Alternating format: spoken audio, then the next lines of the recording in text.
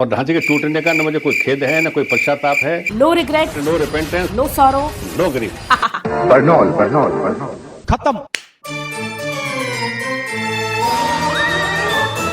नमस्कार, मैं हूं निर्वा मेहता और स्वागत है आपका द अनहिंज्ड वीकली के लेटेस्ट एपिसोड में। नमस्कार के साथ मेरा जय श्री राम भी स्वीकार करें। आवाज दूर दूर तक जानी चाहिए। आखिरकार अयोध्या जी के राम मंदिर में धर्म ध्वजारोहण जो हो गया है, Raja Ram has finally come to his rightful home. No regret, no repentance, no sorrow, no grief. उधर राम मंदिर के धर्म ध्वजारोहण के बाद भगवा लहराया तो इधर जोहान पगलू आरफा थोड़ा और जख्मी हो गई। बर्नौल खत्म। ढांचा गिरे 30 साल से ज्यादा हो गया है। राम जन्मभूमि पर मंदिर भी बन गया है, लेकिन ये लोग मूव ऑन नहीं कर पाए। जैसे हिंदू समाज उनका एक्स हो, वैसे एक्स ही तो है लिटरली। श्री राम जानकी बैठे हैं। मेरे राम।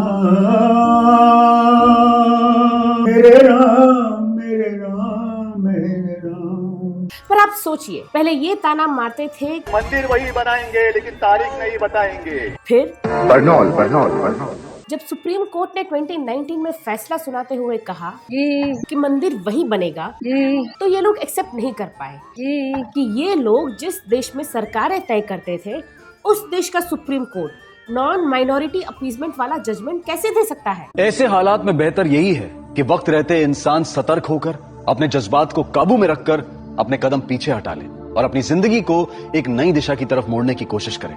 ये कौन करता है? देश बोला, ये क्या हो रहा है दुर्योधन? राम मंदिर में ध्वजारोहण एक और अध्याय पूरा। आरफा बोली, हिंदू न्यूज बन गए। किसी ने पूछा इसमें परेशान होने वाली क्या बात है? जवाब आया, अयोध्या तो झांकी है, काशी मथुरा बाकी है। बर्नौल मैंने जख्मी आरफा को अभी और जख्म मिल सकते हैं। हो सकता है, बोर तो नहीं हो रहे। लेकिन भाई कुछ भी कहो, मोदी जी का सिंबोलिज्म गेम बहुत ही स्ट्रॉन्ग है। अब स्ट्रॉन्ग लीडर का सिंबोलिज्म तो स्ट्रॉन्ग होगा ही। तालियां। देखिए ना, पीएम मोदी ने हरियाणा के कुरुक्षेत्र में गुरु तेग बहादुर को उनके 350th शहीदी दिवस पर सम्मानित किया। उसी दिन दिल्ली के लाल किले को भी गुरु तेग बहादुर की बहादुरी का जश्न मनाने के लिए रोशन किया गया था। गुरु तेग बहादुर जी ने फ्रीडम ऑफ बिलीफ के अधिकार की रक्षा के लिए अपनी जान कुर्बान कर दी। ये वही लाल किला है जिसे औरंगजेब के डैडी शाहजहां ने बनवाया था और जिसे औरंगजेब ने कैद कर लिया था। इसी लाल किले के कुछ मीटर दूर ही शीशगंज साहिब गुरुद्वारा है, जहां औरंगजेब के आदेश पर गुरु तेग बहादुर का सर कलम किया गया था। आज उस लाल किले ने गुरु तेग बहादुर की बहादुरी का जश्न मनाया। एक तरह से things came to a full circle. In a way ये जश्न और राम मंदिर धर्म ध्वजारोहण उन मुगलों की औलाद के लिए एक जोरदार तमाचा था जो हिंदुओं पर अत्याचार करने वाले इन्वेडर्स के गुणगान करते हैं। मतलब एक दिन में भविष्य अयोध्या में और इतिहास दिल्ली के सीने पर। मोदी ने कहा नहीं, दिखा दिया। मोदी ने बाबर को शब्दों से नहीं, समय से रोस्ट किया और औरंगजेब को भाषण से नहीं, यादों से बीच लाकर डुबो दिया।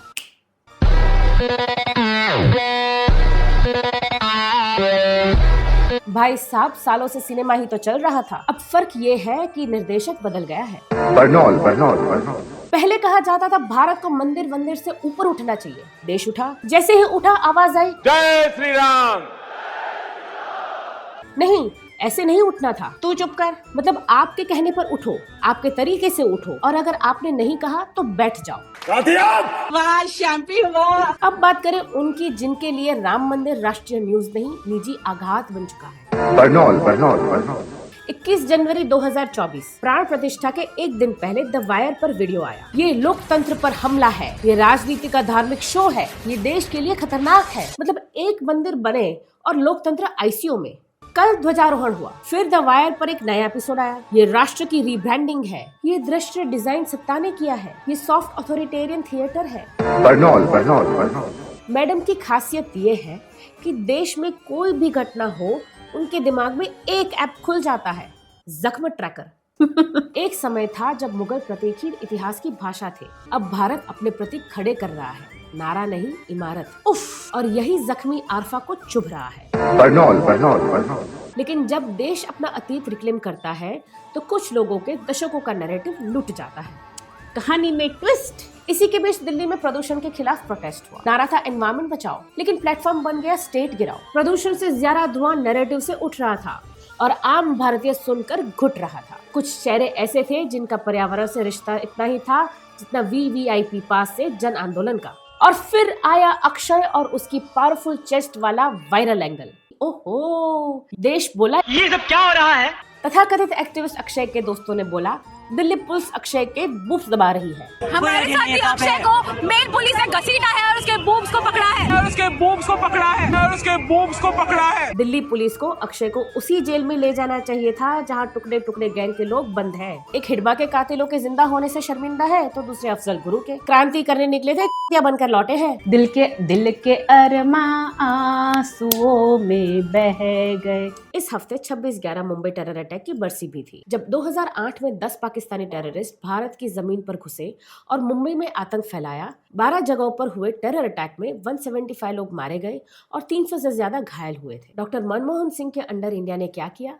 कड़ी निंदा। अगर मुंबई पुलिस के तुकाराम ओमले ने कसब को जिंदा नहीं पकड़ा होता तो हम एक हिंदू टेरर नैरेटिव की ओर बढ़ रहे होते, जिसे कांग्रेस ने बहुत अच्छे से गढ़ा था। कसाब ने अपनी कलाई पर एक हिंदू धार्मिक धागा पहना हुआ था और उसके पास मिली नकली आईडी पर हिंदू नाम था। अगर वो जिंदा नहीं पकड़ा जाता तो हमारे पास ज्यादा जवाब नहीं होते। वो एक ऐसा समय था जब भारत में टेरर अटैक एक रेगुलर बुलेटिन हुआ करता था। मुझे नहीं लगता कि हमें एहसास है कि हम कितने लकी हैं कि यूपीए का दौर अब बीती बात हो गई है। और अब आते हैं उस शो पर जिसका हर सीजन टीआरपी भी लाता है और ईडी भी। नाम है keeping up with the Yadavs. Star cast, पिता, पुराने सीजन के सुपरस्टार, बेटा, सीएम बनने का ट्रेलर क्लिप, बेटी, सोशल मीडिया की फायर ब्रांड, बहू, अचानक सीईओ, ससुराल कंपनी लिमिटेड। बिहार की राजनीति में लालू परिवार अकेला नहीं है, लेकिन ये वो फैमिली है जो वंशवाद को ऐसा पेश करती है जैसे नेटफ्लिक्स ओरिजिनल्स हो।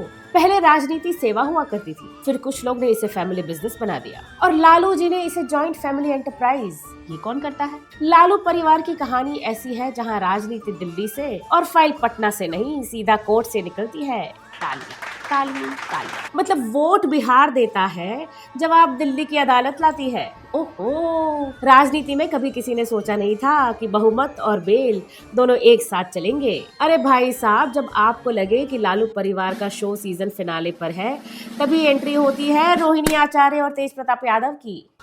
कहानी में ट्विस्ट, एक ट्वीट आता है, दूसरा बयान पलटता है, तीसरा पक्ष भावनात्मक स्पष्टीकरण देता है और चौथा हमेशा वही होता है, ये पारिवारिक मामला है। मैडम, अगर पारिवारिक मामला होता तो टाइम्स नाउ पर नहीं चलता। क्रांति करने निकले बनकर लौटे हैं। तो दोस्तों, आज हमने देखा कहीं ध्वजारोहण से दिक्कत है, कहीं इतिहास से डर है, कहीं परिवार रियलिटी शो बन चुका है और कहीं लोकतंत्र हर हेडलाइन में आईसीयू में दिखाया जाता है, लेकिन आईसीयू के बाहर कभी नहीं आता। बर्नौल। पर जाते जाते बस यही याद दिलाना चाहूंगी कि हमारी जनरेशन कितनी लकी है that we went from मंदिर वहीं बनाएंगे तो मंदिर वहीं बनेगा। बर्नौल।